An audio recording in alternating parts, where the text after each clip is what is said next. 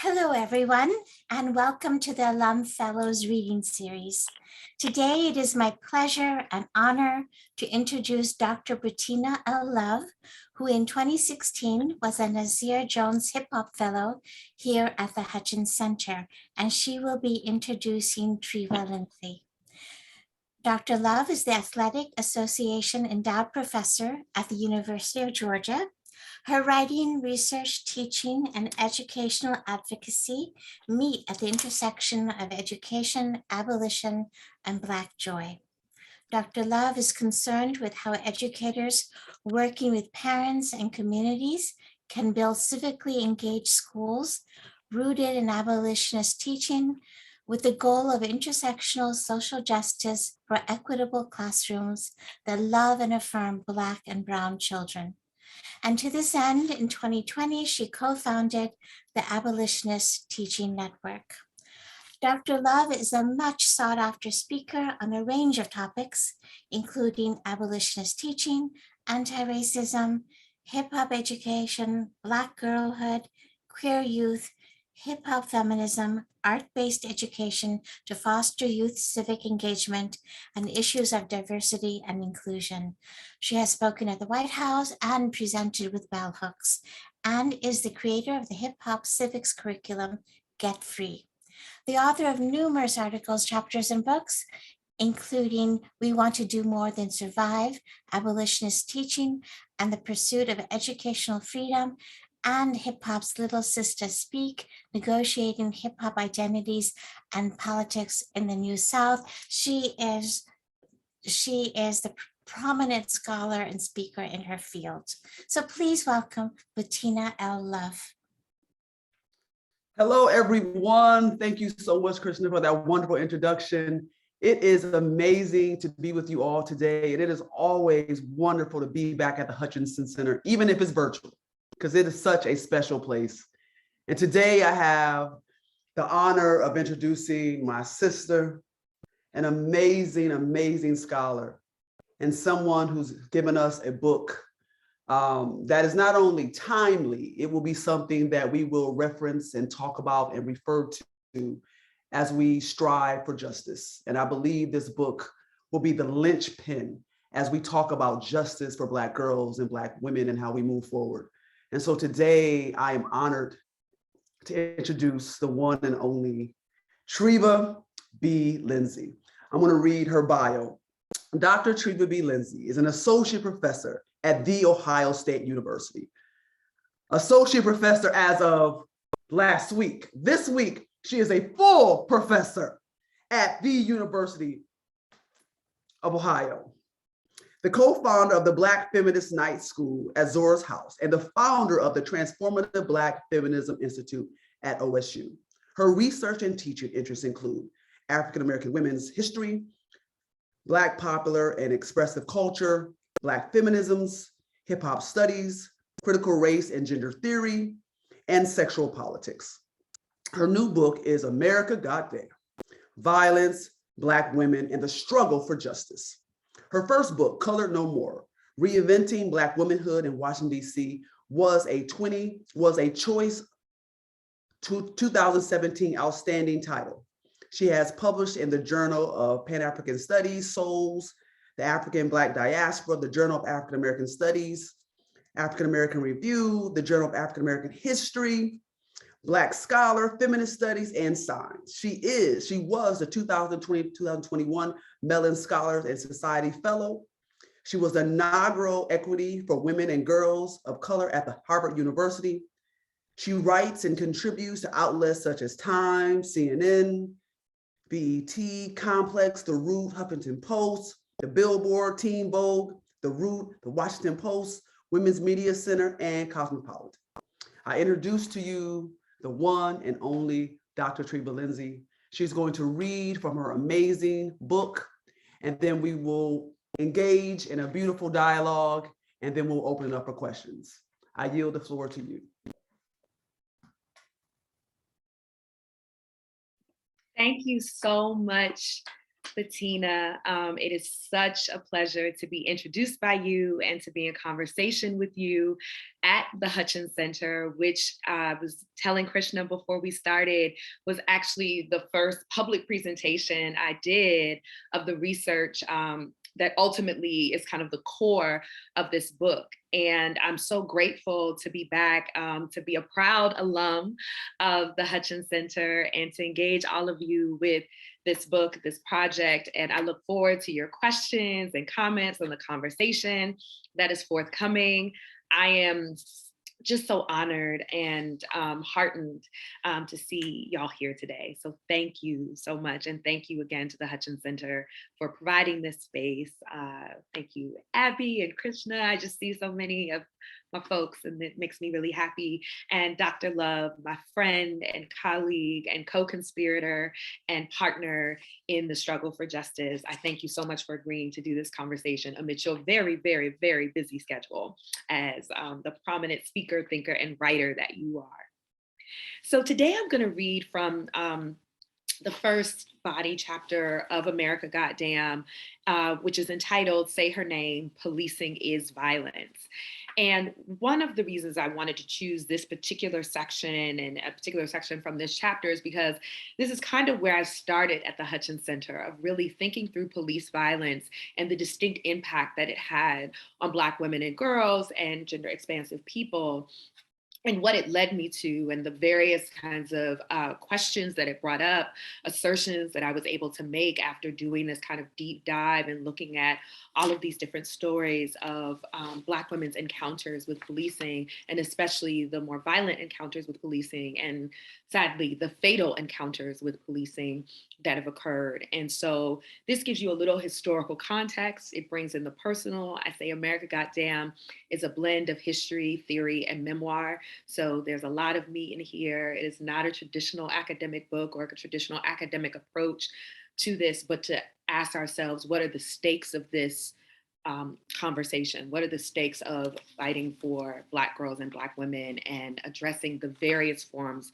of violence that many of us encounter? So, Black women and policing. For Black women and girls specifically, though not exclusively, policing rested on a demonization of Black personhood. Prior to the US becoming a nation state through genocidal violence, laws existed that relied on dehumanizing racial, gender, and sexual stereotypes about captive Black people. The designation of Black women and girls as animalistic and monstrous was embedded in laws and subsequently law enforcement during the early 18th century. The early modern culture of policing in the US sought to maintain a white supremacist and patriarchal order in which Black women and girls figured prominently as a controlled and exploited, productive and reproductive labor force. Enslaved Black women and girls had value for slave owners because of their work and their ability to give birth to new enslaved people. Slave patrols helped keep this order intact by tracking, capturing, and returning fugitive enslaved people. After the passage of the act prohibiting importation of slaves in 1807, the reproductive capacity of Black women and girls became even more valuable to a booming economy, intimately tied to enslaving and criminalizing Black people. The policing of enslaved Black women and girls contributed to the sustaining and further development of racial capitalism. This is the history on which more recent police violence against women and girls should be contextualized. One of the more well-publicized cases of fatal police violence against Black women was that of Eula May Love. Killed by LAPD officers in the front yard of her own home in the West Athens, Watts neighborhood of South Los Angeles in January of 1979. Eula's story reveals numerous systemic failures that led to her death. Just 6 months prior to her violent demise, Eula's husband passed away from sickle cell anemia. Poor Black women don't get any time to grieve, though. There's no breath or pause for such a tremendous loss of love, companionship, and semblance of stability. She became a widowed parent of 3 young daughters and quickly accrued a mountain of debt from medical, utility, and mortgage bills. The struggle to survive in the aftermath of her husband's death placed the 39-year-old Black woman in a precarious position. On January 3rd, 1979, the South California Gas Company sent a utility worker to Eula's home to shut off her gas. Her unpaid bill at the time totaled $66. When the worker arrived at her home, reports indicate that a distraught Eula attacked the worker with a shovel and successfully chased him away from her home. This confrontation prompted Eula to head to a nearby store to acquire a few money orders, including one for the minimum payment for her gas bill, $22.09. By getting this money order, Eula attempted to avoid any further confrontations with utility workers. In the time between her encounter with the utility worker and her trip to the store for money orders, the utility worker called the police and his employer to inform them of what transpired. Southern Gas Company sent 2 new utility workers. Whether they came to collect the bill or to once again attempt to shut off her gas remains unclear. Unsurprisingly, the arrival of more workers further agitated Eula as she returned home with a money order for the minimum payment. She was ready to pay, but they were not at her home to de-escalate. According to reports from utility workers, Eula entered her home and retrieved a boning knife. Police arrived on the scene to aid the new utility worker sent to this West Athens home and allegedly witnessed her with the knife in her hand. LAPD officers Lloyd O'Callaghan and Edward Hobson ordered her to drop the knife. She refused and turned and walked back into her modest home. The officer stated that Eula then turned around and tossed the knife towards them and away from her. The toss wasn't potentially injurious. Also, once the knife was out of her hand, she was no longer a physical threat. She was unarmed and could have been subdued in a less violent manner. Without hesitation, however, the officers fired several shots at Eula at relatively close range. They shot her all over her lower body. The fatal shot pierced her chest. After the barrage of bullets from these officers' guns, she collapsed onto the grass in her front yard. Her lifeless, bullet-ridden body was then handcuffed. The money order for the minimum payment to keep her gas on remained in her purse. The very thing that brought utility workers to her home in the first place was right there. But police chose to kill this distressed and unarmed poor Black woman anyway. Seemingly contradictory to police accounts of the event, no fingerprints were found on the knife Eula supposedly threw towards the officers. And even if she did have a knife, the officers were 8 to 12 feet away from Love when they shot and killed her. There was no immediate or grave threat to their well-being from what they characterized as a knife-wielding suspect. But allegedly, throwing a knife on the ground near police amounted to a deadly assault, and therefore offered pretext for the officers' fatal actions. The reaction to her supposedly violent behavior rendered her death justifiable. A little more than 3 months after her murder, the Los Angeles District Attorney exonerated officers Hobson and O'Callaghan. Their actions aligned with established policy.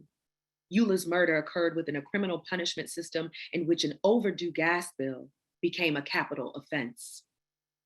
Widespread community outrage followed the exoneration. The Los Angeles Police Commission found that the killing of Eula Love failed to meet departmental standards. Although this commission asserted that the officers, quote, exercised poor judgment, end quote, their assessment of the indictment carried no legal weight.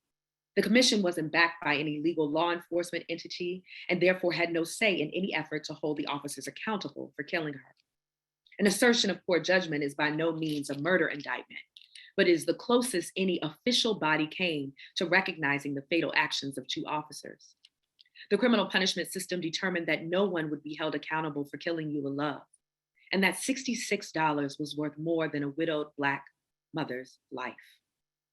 The system decided that although she was killed, the officers didn't act with malice afterthought. The criminal punishment system was incapable of seeing the killing of a poor Black woman as an act that warranted accountability. Without any formal accountability assigned, it feels like the system said, no one killed Eula Love.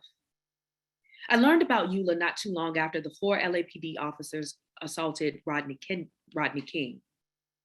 I overheard my parents and their friends talk about Rodney, and someone mentioned her. They talked about a pattern of racist policing and how cops killed a Black woman over a few measly dollars. I remember being shocked and asking probative questions about her death.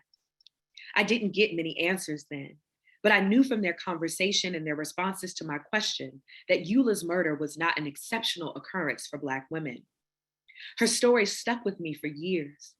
I returned to her story as I began to learn the names and engage the stories of other Black women and girls killed by police. It wasn't until 2016, however, that I fully grasped the significance of Eula's death within the broader context of how we talk about anti-Black police violence. In an article written by John Patrick Leary for the Jacobin, I learned of a particularly fascinating detail about the coverage of Eula's death and its effect on how we talk about police violence. Leary pinpointed the origins of the now commonly used phrase, officer-involved shooting, to the LAPD's Robbery and Homicide Division. The phrase derived directly from the officer-involved shooting team within this division of the LAPD. This team investigated incidents in which officers discharged their weapons on civilians. As police violence intensified throughout the 1970s, local media began covering police violence against civilians. By the mid-1970s, local papers in Los Angeles interchangeably used officer-involved and police-involved shooting to report on police officers shooting and in some cases killing civilians. The killing of Eula Love solidified the usage of the term by mainstream media outlets as the go-to for describing police shootings of civilians. Leary noted that with exception of a single Black newspaper in Los Angeles, the city's press identified the killing of Eula as an officer-involved shooting. Why is the language used to describe police violence so important? Officer-involved is passive. It doesn't tell us the role the officer or officers played in the shooting. There's a world of difference between Treva shot someone and Treva was involved in a shooting. Being involved could also mean I was the victim. The passive description of a violent act works to evacuate responsibility or accountability from police officers who shoot and kill people. Mainstream publications across the US adopted the term and became complicit in what Leary and others identify as an obfuscation of the reality of fatal police violence. The rhetoric of officer-involved shooting tells us that police killings are victimless crimes. Ask the family and friends of those killed by police how offensive the language of officer-involved shooting is. The phrase refuses to acknowledge their loved ones as victims. By the time the story of Eula Love reached the New York Times, the usage of officer-involved to describe the fatal encounter had effectively erased her victimhood. The term embeds bias into how the general public views, processes, and responds to the killing of a 39-year-old Black woman in her own yard. Officer-involved leaves the door open for many questions about who ultimately was responsible for the assailed or dead person. The built-in police bias of the phrase also implies that the shooting was justifiable. If one believes that police protect and serve, then their involvement in a shooting would suggest an attempt to fulfill their duties. When you are part of communities being disproportionately gunned down by police, the use of the phrase officer-involved shooting is yet another example of police being able to terrorize marginalized communities with impunity and unequivocal support from those who it does protect. Every time I read a story with the words officer-involved shooting, I cringe.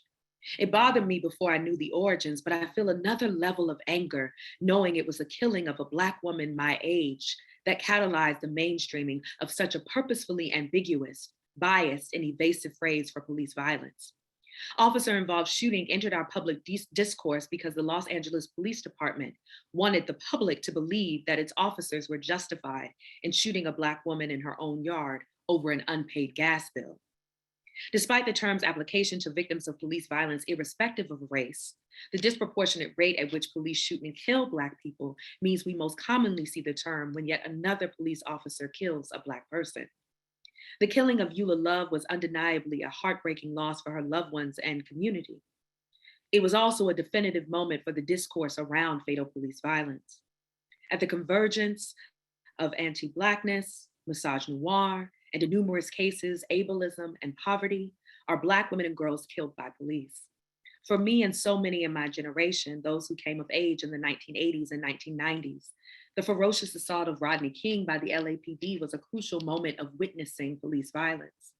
I didn't know about Love's murder back then or the names or stories of Black women killed by police in that era.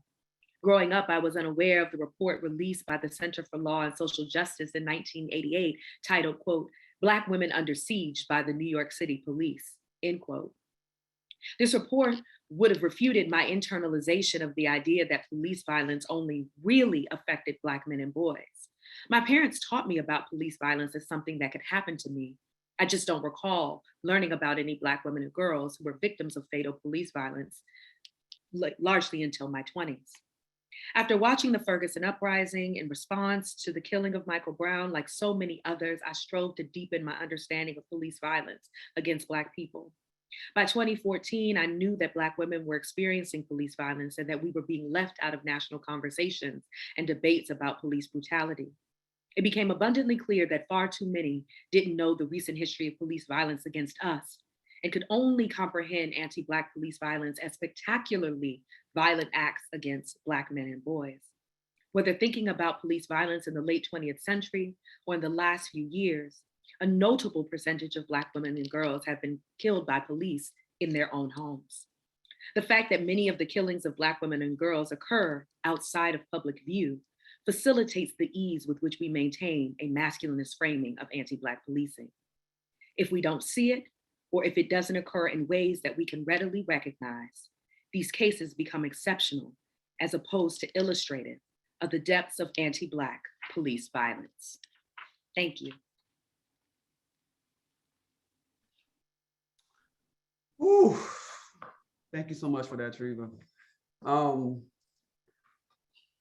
This book left me profoundly trying to grapple what it means to be a Black woman myself, a queer Black woman myself, a mother, a daughter. And the way you tell these stories with so much love and detail. I had a friend tell me one time that the love is in the details. Yeah.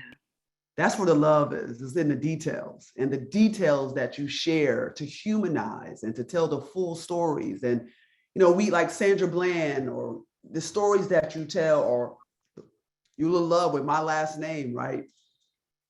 You talk about them in a way in which that allows us to see them as full human beings and mothers and daughters.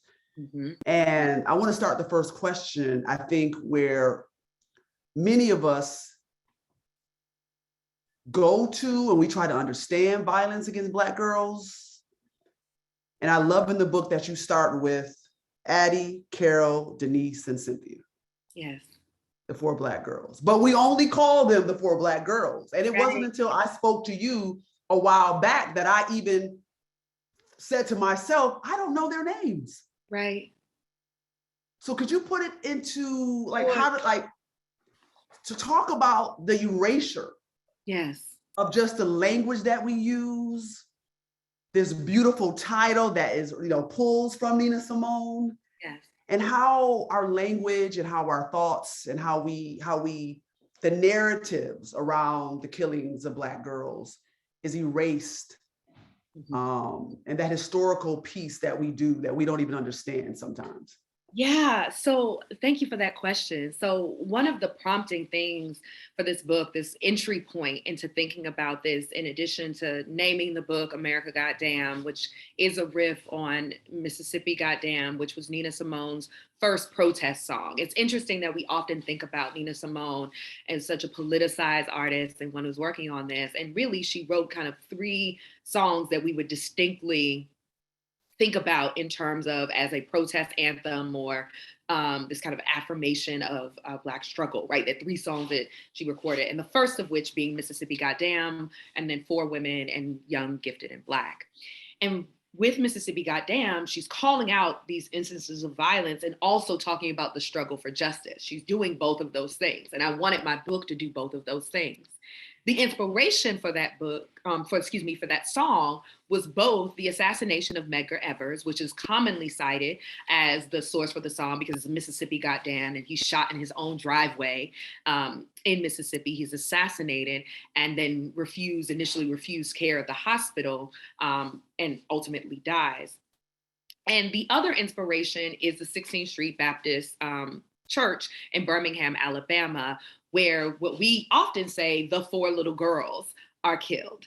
And it struck me for a while that I didn't know who those 4 little girls were. I just knew them as the 4 little girls, that there was a way that they were a marker of terror and a marker of this incredible moment of understanding the depths of violence that white supremacy wreaks on Black communities. And yet they were unnamed. And so I understood the impulse to identify them as little girls that attaches to notions of innocence and that they were just victims, right? Just the purest of victims that they could be. At Sunday, it's church, they're getting dressed in the basement and they get killed. But it mattered to me to know their names. It mattered to me to know something about them other than this spectacular moment of violence that snuffs them out and severely injures a 5th little girl who we don't talk about, Sarah, who is the sister of Addie, who survives this, and imagining what her survivor's guilt might be around that, being the only little girl who is in that basement with them that actually survives this brutal attack. And wanting to name them and say there and know more about them gave me a kind of ethic of care of how I wanted to move through this book. That the women and girls and gender expansive people that I talk about in this book are not just the moments in which they're being violated, being killed, being assailed, being harmed. They are loved. They are in community with people. They are connected to people. They had lives. And so the fact that I only know them through this spectacular instance demanded that I, as a researcher who was trying to approach this with an ethic of care and say their names in a robust way and meaningfully say their names, means I needed to learn something about them. I needed to know something about their story, that their story isn't just this moment of terror, this moment of trauma, this moment of pain and injustice. And it was about making them indispensable as opposed to disposable once I'm done talking about them, right? It allows them to be held. I didn't want to replicate a politics of disposability that so often inscribes the lived experiences and material realities of Black women and girls. And so it was a way of thinking, as Ntozake Shange says, of handling Black girls warmly, handling these girls warmly. And that is demanded by this kind of work when we're documenting violence in ways that isn't trying to replicate harm or reinscribe certain kinds of logics. Wow. Yeah. No, it was just the storytelling that you use throughout. It's just beautiful. But I think what was even more important to me and captivating to me is that you're a historian. And you weave in your personal narrative. You weave in these beautiful statistics. You weave in you use your historian chops to tell so much of this, but also your personal. Like, how did you think very deeply about the decisions that you were going to make as a historian and adding in your own self and adding in the data? Like, how did you, because I know historians. We're very right. We right. in that we're objective and we're just telling you what happened, maybe a little bit about why it happened if we're talking about really dynamic historians and contextualizing it. And for me, it has to do with what the stakes are for this. And so I am a historian, but I am a Black feminist historian. Mm-hmm. I'm a bi-queer woman of color, right? There are all of these identities, and I'm a survivor of multiple forms of violence. And so I didn't want a distance between me and who I'm talking about in this book, which led me to this concept of witnessing and witnessing, right? Of witnessing is that what we often do when we document, when we chronicle, when we talk about, when we hashtag, when we engage, when we call their names and record. But that witness part, and I say this in the intro, it's one thing to write about us, it's another to write from among us. And for me, I'm writing among the Black girls and women who have encountered sexual violence, who've encountered intimate partner violence, who have feared giving birth, because we know that Black folks with gestational capacity are not afforded the levels of care that are deserved. I'm writing among those who've experienced an extraordinary level of violence in their lives as a result of poverty, as a result of the intersection of capitalism, ableism, anti-Blackness, and misogynoir. And so for me, there was no way to tell that story as precisely, as dynamically, and as affectively without including my own experiences and without being transparent about the fact that, like, I got skin in this race, that we do something different, and that we handle Black girls and women and gender expansive people with incredibly more care than we ever have. And that's a demand, because I want to be treated. I want those in my life to be treated with more care, and abundance. And by care, I mean like a systemic reckoning, because care also extends from the systemic. I'm not just talking about these interpersonal dynamics. I'm saying at the large scale level, we need systems that are rooted in care and absorbing the full personhood, complexity, and dynamism of who we are. And so inserting these different moments of storytelling, of memoir into this, I think enlivened the history and gave people an affective way to reckon with the central questions of this book and the central declarations of this book about what we need to do better by Black girls and women. I love that. But you also have more complexity. Like, you make it plain with this situation that happens in DC between when you're driving on your mom's 70th birthday.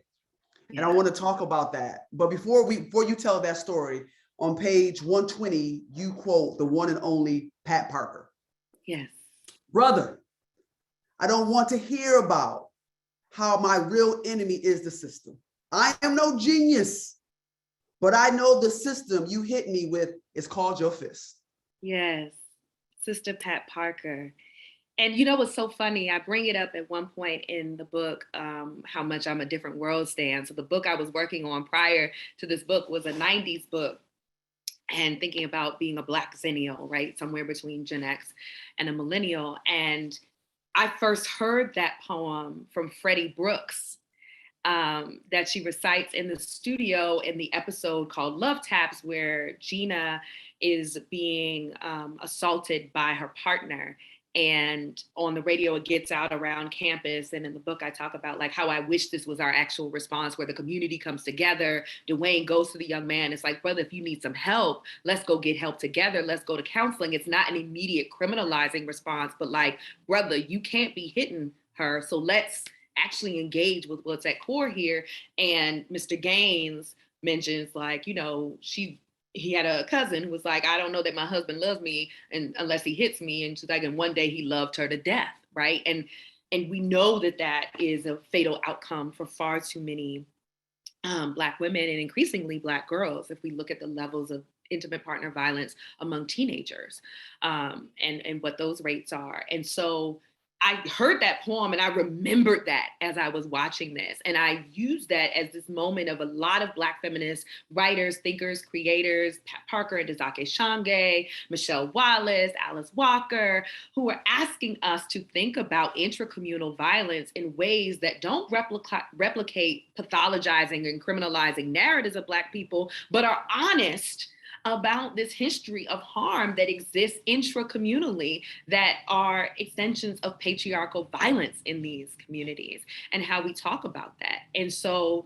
I witnessed and then witnessed as an instance in which a brother was beating on a sister, threw her out of the car. And I go into detail of the story in the book, and drove off. And, you know, we go to care for the girl. A few of us pull over and are caring for her. Her condition quickly deteriorates as we're there. And he comes back at some point, the young man who had hit her, and eventually the police arrive. And so the paramedics get her onto the stretcher and get her into the ambulance because she's seizing pretty much within minutes of her being thrown out of the car.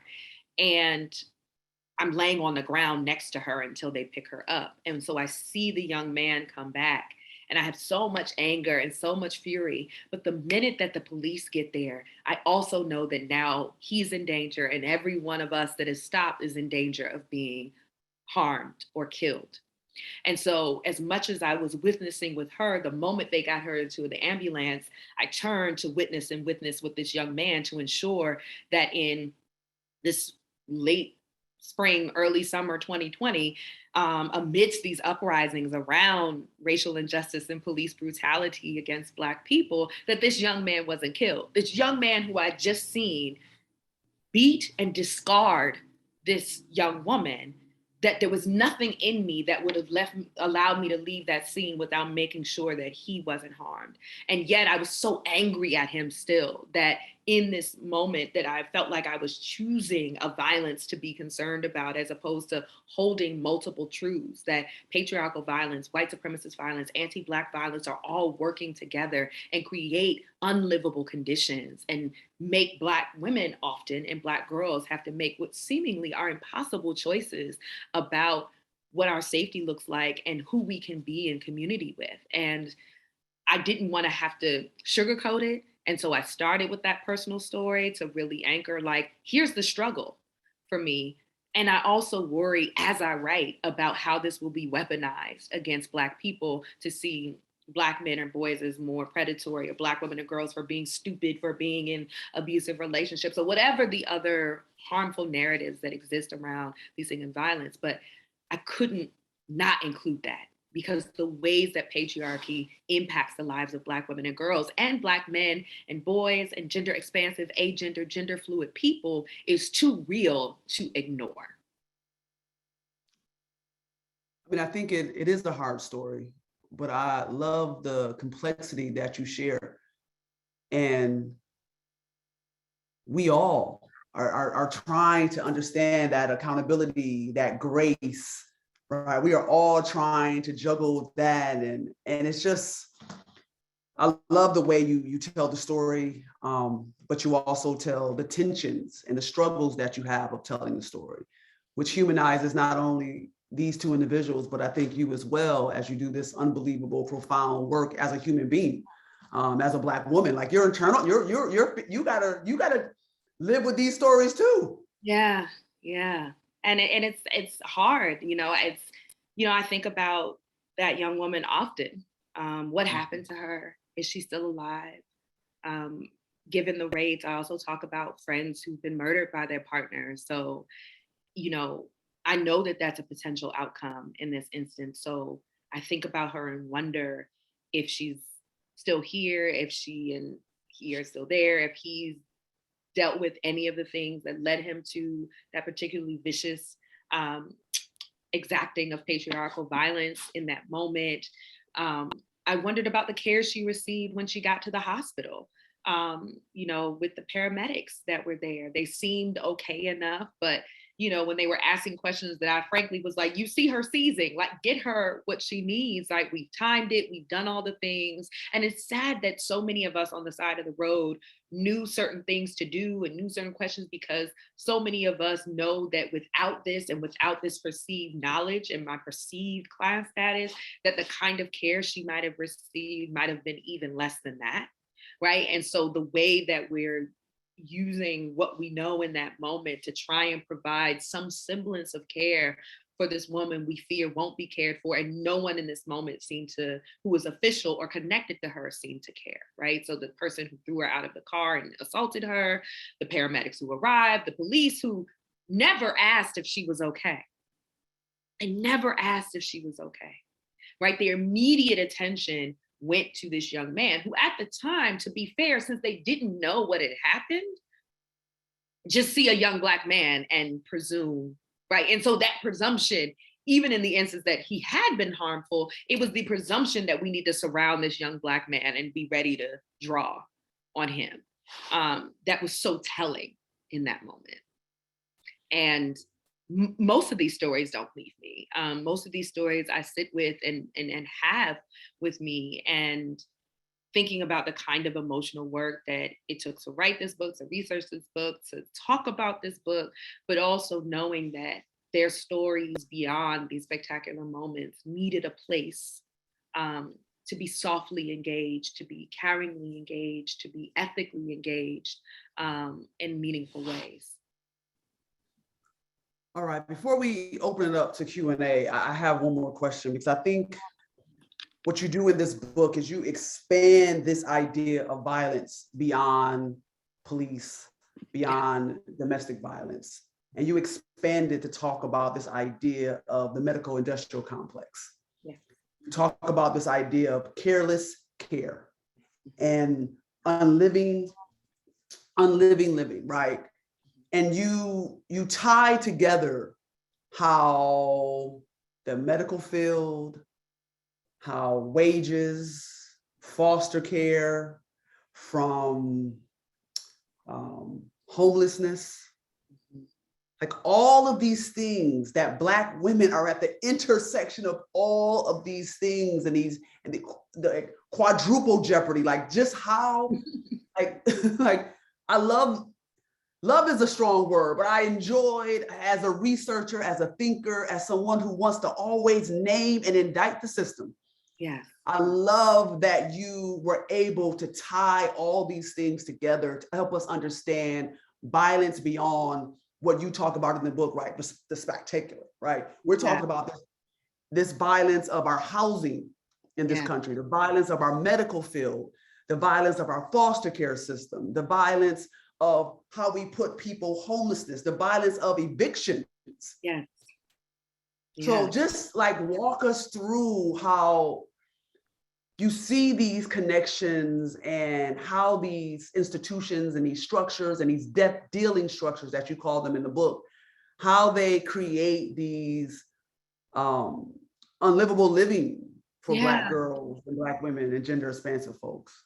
Yeah, I think so. With Careless Care, it was so interesting because since I'm always concerned about systems and structures and institutions, I wanted to think about, you hear these alarming statistics, you hear these alarming numbers. We know that Black folks are disparately impacted by COVID, for example. We know that although less frequently than white women diagnosed with breast cancer, we're more likely to die from breast cancer, right? There's all of these different data points. And I needed to make sense of that. And part of me wanting to make sense of that was saying, what is at the systemic core of the fact that we're disparately showing up in all of these data sets?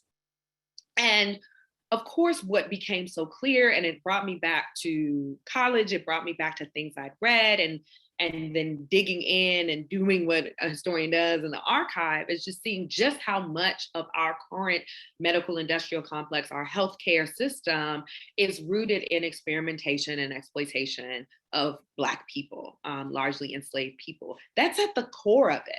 And so when you get at the core of a thing, which is what radical analysis allows us to do, particularly radical Black feminist analysis, thinking of Ella Baker and thinking of Angela Davis, to get at the root, and you know that, it's really hard to then say that that system is going to produce a different set of outcomes just because the actors are different. It's really that the technologies of anti-Blackness and misogynoir are always evolving as well alongside that. So instead of having the direct experimentation on enslaved Black women like Anarcha to forward the field of gynecology, what you have now is various procedures and medical processes and medical practitioners who still don't believe that Black people feel pain in the same way that white people do. That's at the core of the system. And so thinking about these core elements allowed me to say, look at this violent and death-dealing thread from the establishment of this system. And we can even think about this on medical care on slave ships, and thinking about that and the amazing work of people like Shawande Mustakim and Jessica Marie Johnson, who take us to the slave ship, and Jennifer L. Morgan, and see the kinds of violence and rampant lack of carelessness. And that embeds into the field. And so it is not then surprising that we see such gross and disparate outcomes and death-dealing outcomes for Black people, and specifically for Black women and girls and folks who are beyond the gender binary, right? Which, because medicine is also predicated upon policing and regulating the gender binary, that people who fall outside of that are obviously going to be violated and harmed and uncared for and maligned in such distinct ways. And that also made me think about systems that produce the context of poverty and um, and the state's intervention into these cases, whether that be because of addiction or perceived abuse or neglect or whatever it may be, that these are again systemic things that are happening. And so I had to name capitalism. I had to name racial capitalism and the ways that these systems of accumulating wealth and accumulating property are rooted in, again, slavery logics. These are truly the afterlives, to quote Sadia Hartman, of this. And so when you see disproportionate rates of eviction, of houselessness, of criminalized addiction, of criminalized mental health, of criminalized poverty, that is tied into a racial capitalist logic that suggests that Black people are not people or persons, but rather property or a second tier, third tier class of citizenry that has to be monitored, regulated, policed, or held by the state. And that reality was so interesting to read through the context of houselessness, food injustice, food insecurity, and what that means and who feels the brunt of that. And for a lot of folks, it is Black girls who feel the brunt of that systemic interconnectedness. Yeah. So before we open it up to folks watching at home, you do end the book on hope. Ooh. And I truly believe this, and I'll say it until I'm blue in the face, that, you know, the day will come where Black girls and Black women and gender expansive folks have freedom and are safe. I know that day will come. Doesn't feel like it's coming, but I know that day will come. But it won't come unless this right here is taken up seriously. It just won't. Like we have to wrestle with and tackle the complexities that you take up in this book. So what gives you hope after such an amazing, spectacular account of the violence? But you end on hope. I believe in us, right? I know that that means, and the us that I'm talking about is not temporally bound. It's not bound to a set of time. So it's not to say that in my lifetime, I imagine that this is going to happen, but I imagine that Black folks have multiple lifetimes through which we will live and have lived multiple lifetimes already. And so if I understand that the hopes of those before me, and I think about and I cite Miriam Kaba as someone who gave me language around hope, and hope as a discipline, that it's the hopes, not necessarily my ancestors' dreams, although the power to dream is really important. And I think envisioning and dreaming and imagining are, but their hope that there's something that they're doing that thereby makes new worlds possible, and did. It absolutely made new worlds possible. I know we've done it before, and that's the ancestral inheritance that I move through this world with. And that is, and to remain disciplined in that means I remain steadfast. I rest when I need to rest. I pull away, but I always come back, that I'm uplifted and connected to other Black women, girls, agender, gender expansive, gender fluid, gender non-binary, Black people of all genders, marginalized folks of all genders, sexualities, races, ethnicities, disabilities, to really say this reckoning needs to happen because it is crumbling us from the inside out. And so my hope is that we believe enough in ourselves to never give up on the possibilities of otherwise possible. Thank you, Treva. Thank you. Thank you. I believe Tania has a question in the audience, Dania Sanders. Yes. Hello, Dr. Lindsey. So good to see you. To see you. It's good to see you too, Dr. Love. By the way, it's nap time over here, so sorry, and someone's drilling, so just bear with me. Speaking of nap time, I think about my experiences with my daughter here in Boston. Can you all hear me okay? Okay. Consistently, when we've had to go to doctors, people keep referring to her as a little boy. Even when she has ponytails, she's wearing pink shoes and her little pink dresses, they always refer to her as a little boy. And it's to the point where our nanny even commented on it. And so I don't know if that has to do with me or whatever, but what it really takes me to is thinking about the fungibility of Black bodies, and the way in which Black women and girls, or people gendered female, inhabit this space of unintelligibility, in the sense that in many ways I kind of feel like it's Black women that represents that is the Black flesh that Spillers talks about, that when Black, in the case of Black men, by having a penis, basically, if you're born with a penis, or at least are perceived to have one, that you were born with, you're still kind of connected to the realm of humanity in this way, right?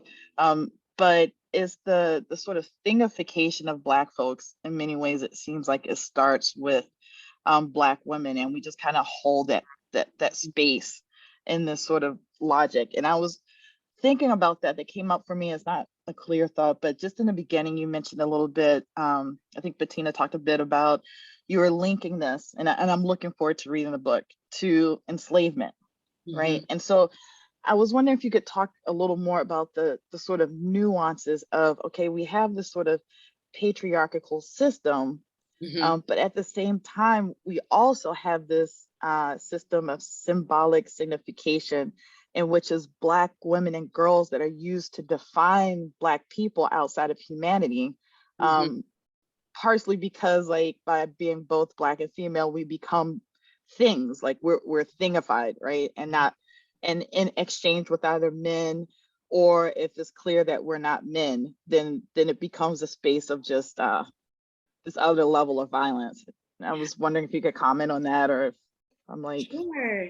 Yeah, thank you for that question and comment. So it makes me think about, when I'm talking about slave ships and enslavement, like the processes of gendering and ungendering that are happening through this process, and what it means for this long trajectory of evacuating certain ideas through that, and how patriarchy, and I'm thinking of the work of Imani Perry here in Vexy Thing, of thinking about these structuring lodges of patriarchy that account for this thingification as well. So it's not just the simple, right, the patriarchy that we tend to think about as like male dominance, right? And that's one way of thinking about that. But when we think about the ways that Blackened gender and Black as gender, right, and ungendered subject is coming through, that we recognize also that these operating practices of patriarchy are doing particular things that to those who are thingified.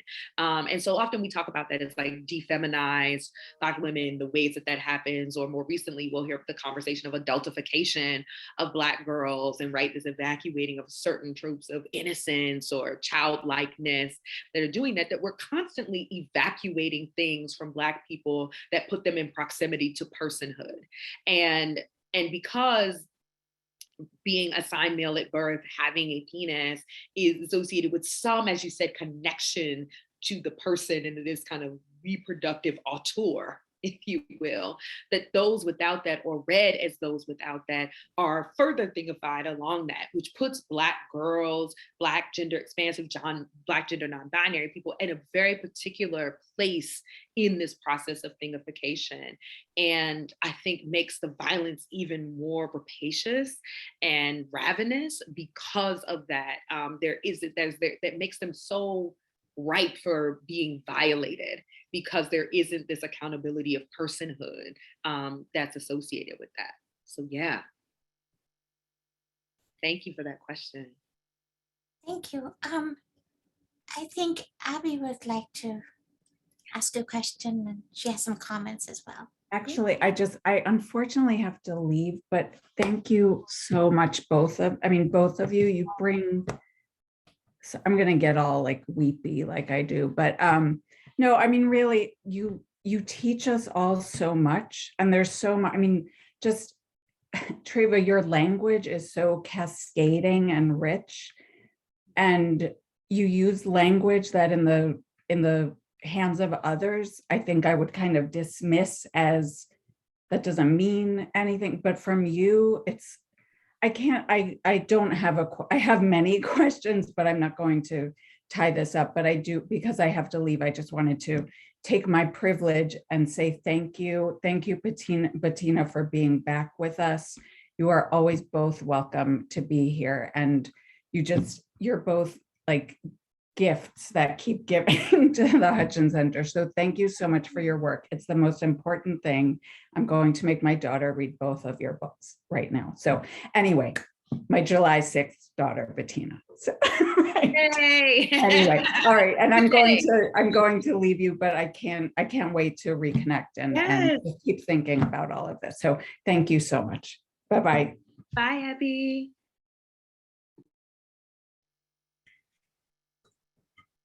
Are there any other questions or comments from the audience?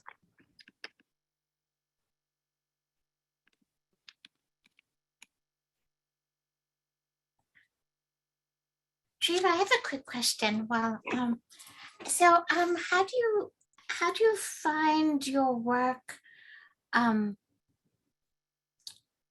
as it's contained through an academic press? How does that facilitate your work getting out? And are there ways you feel that it's channeled differently? Yeah.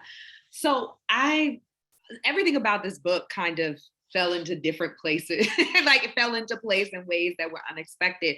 I was so certain because of the nature of this book that it was going to be a trade press that would be the home for it because of the deeply personal parts of it and the kind of creative nonfiction mode that I attempted to write it in. And just by that, I mean, thinking about this blending of different historical writing, theoretical writing, and memoir, and including poetry and different moments of breath that are in there.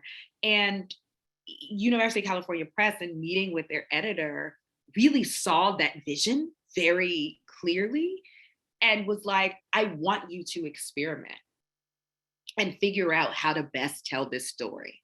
That we are committed to the stakes of this book and we're committed to the guts of this book, right? And for me, that meant I needed to find and just keep playing with. And really it was a trial and error of figuring out how I bring my skills as a historian, as a Black feminist scholar, and my experiences as a survivor and as someone who has been writing in public outlets about a lot of these topics all together and not have them siloed in a particular way, and having an editor who was encouraging of figuring that out. And that made all of the difference in how I thought to approach this. And so I then developed a writing style for this book that was very distinct to this set of questions and very distinct to a press that was very committed to what it can mean to write experimentally in certain ways. It's not that there's no other book like this, it's just that it was not a writing practice that I had ever done. And so it was a trust that I had in the editor and that the editor had in me that I would figure it out as I was writing. And so the initial chapters are much more academic in certain ways. I still kept all the citations, and many of them, actually there are probably 200 that didn't make it, just to keep the rhythm and the flow of it together. But I wanted that present too. Well, how fortunate for all of us. Either two hands. Sorry, yes, two hands. Jaminique. Yes, Jamie. Hi, everyone. What's up, Dr. Lindsey? What's up, Dr. Love? So, I think this question kind of falls in line with where you're kind of already, I think, going. I remember like, obviously being a student in your class and you mentioning that you were like writing through this book. And so my question to you is like, this is really heavy work, like really, really heavy work. And so what did you engage in to kind of like sustain yourself through this process? Considering like you're telling your story, you're telling other Black women's stories, like that has to be heavy for you and a lot for you emotionally, physically, and mentally. And so like, what are some of the things that you engaged in just to kind of, sustain yourself through this process of writing? Yeah, that's a wonderful question, Jamie. So good to see you, hear you, sis. I didn't do it well at first. That's the honest truth. I did not do it well at first. I did not create a system of writing or practice of researching that held myself warmly. And so I had to literally take the advice. I had started to write into this own book about handling Black girls warmly and handle myself warmly. So one of the first things I did is I don't wake up and write about it. I don't go to sleep and write about it or research it. I feel my bookends of my day are filled with joy. It's a conversation with a friend. It's watching really bad television. It's listening to music. It's something that I know affirms the worlds that I want to create, that freedom is a practice as well. So even amidst the conditions of unfreedom that we often find ourselves in, practicing freedom and moving through the world as though none of that exists because we've dismantled it, we've abolished it, we've created new things, allowed me to create that space. And I had friends who had to tell me like, all right, put it down, T, you've been working a little too long on this, or deep in that archive, to make sure I wasn't pulling so much towards it that I couldn't pull away and find a space to do that. So when I became intentional about the care practice, it actually became a lot easier to write as well and to seek those moments of joy with even the subjects that I'm writing about. So looking at TikTok videos of Ma'Khia Bryant, or finding, a little clip of Rihanna thinking about My Everything, which was her favorite song by Mary J. Blige, like finding those moments of connection within the book. Those were moments that I saved when I was pulling into the darkest spaces of the research to find the light of their lives to keep me moving forward in the work.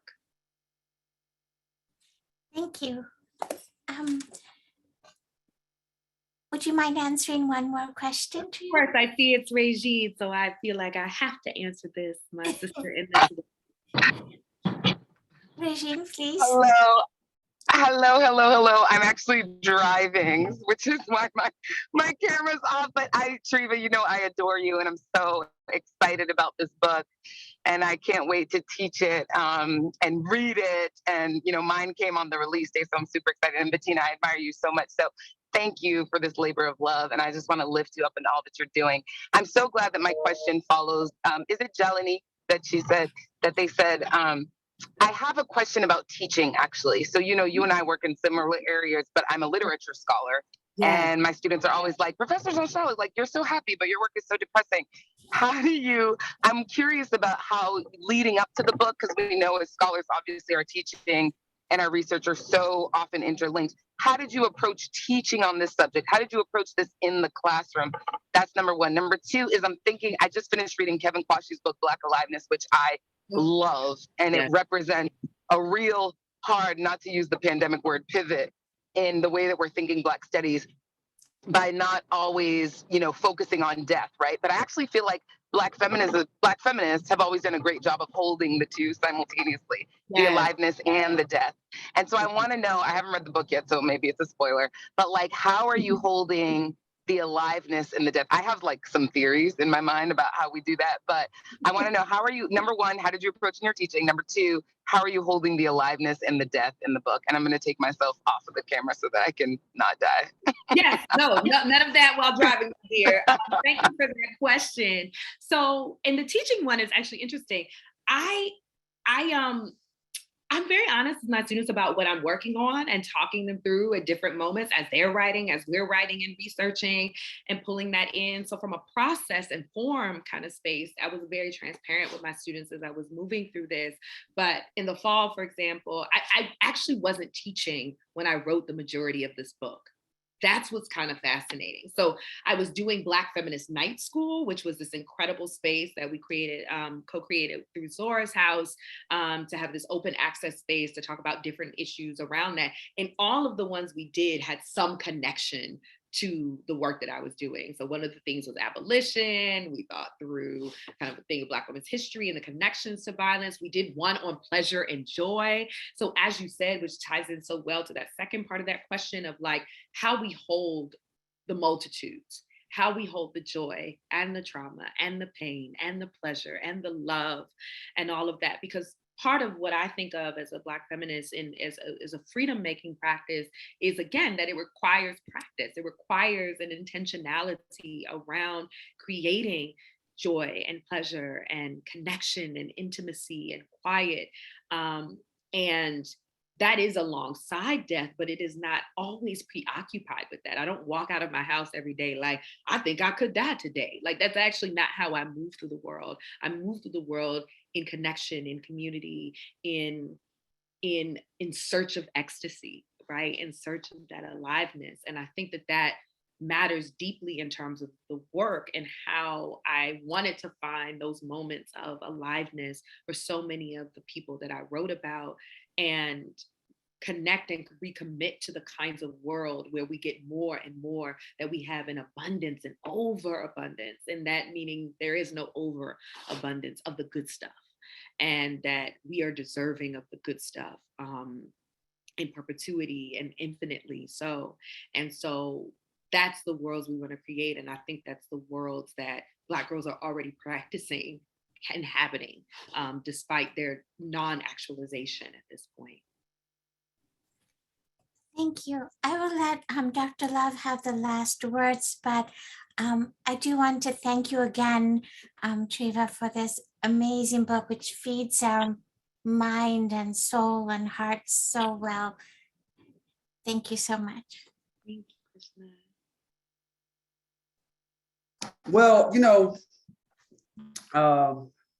Treva is one of my dearest friends, and it is amazing to have a friend as smart as Treva.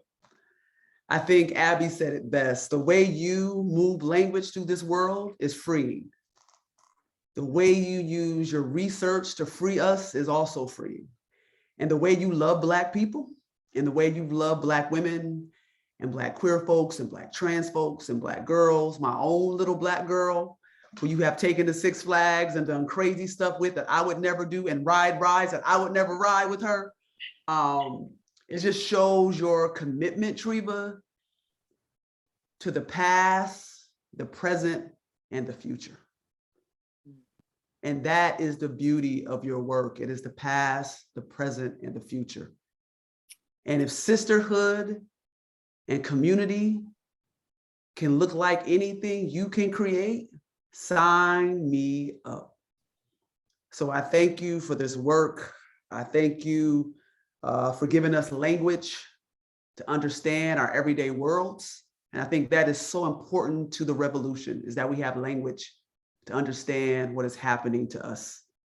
And you've written this book in a way that Auntie, TT, Jerome, everybody can understand. And that is the beauty of an academic who understands that they're not only an academic, but they're here for the people, and the work is for the people. And we should always give them our best. So I thank you so much for this beautiful contribution. Thank you, Hutchinsons, for having us. Thank you to everyone who jumped on this Zoom. I hope you are well. I hope your families are well. And power to the people. And we believe in Black women, and we believe in Black girls. Thank you so much, Treva. Thank y'all so much. Thank you, everybody who's here. Deeply appreciate everyone. And yes, if you haven't already, cop the book. It's available everywhere. Yeah, it's really weird. It's available everywhere. We all have our copies here reading from. And if you want to see me again at any point, I'm on tour right now. So there are other events.